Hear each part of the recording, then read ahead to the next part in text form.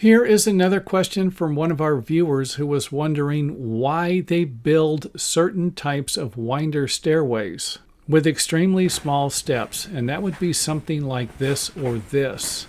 And it's usually going to be built in another country, not in the United States, where you might find something like this or this right here. This one here provides us with the most updated building codes that requires a 6-inch minimum distance on the inside and a minimum distance for a walk line. And I do have other videos on that at our website in the building code area. And I'll try to put a link to that in the video description box. And you would need to check with your local building department as to whether you would need to use this one or this one here. And each one of the stairways in the design has a minimum width of 36 inches.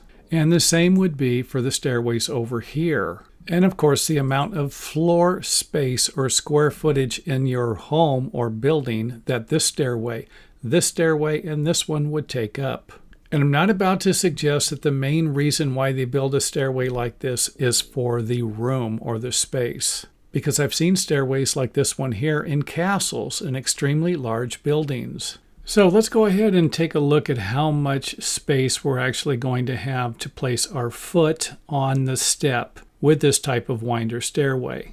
And if you can't read it right here, this is 5 7/8 of an inch in the center of the stairway. And I'm not about to suggest you can't move over and walk up the outside of the stairway, because I can almost guarantee you're not going to be walking up on the inside of the stairway like you could do with the ones that have a little more room. So again, you can always walk up the outside perimeter of the stairway.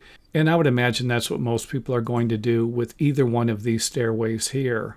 And in this one here, we have a 7 7/16 of an inch step. So about 1.5 inches wider in depth than the one before. And for those of you who have larger feet or don't pay attention while you're walking up and down the stairway as much as you should, then you might need to go with one of these two stairways.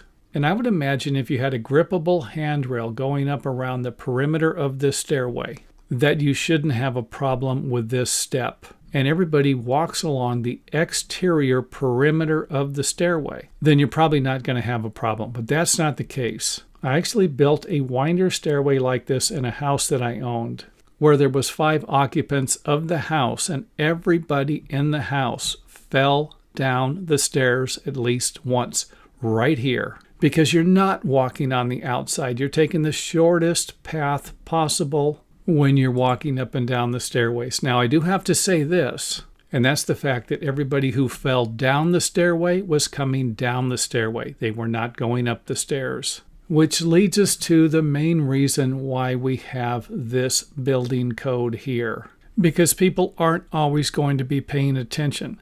And they're also going to be carrying large objects up and down the stairway, or even wearing socks while walking up and down a stairway with a smooth wood or marble finish. And I think the moral to this story, from my point of view anyway, is that you're not always going to be able to sacrifice square footage. You might need to increase the size of your stairway to prevent or even eliminate possible injuries that could happen to people who just might not be paying attention while walking up and down a set of stairs with extremely small steps.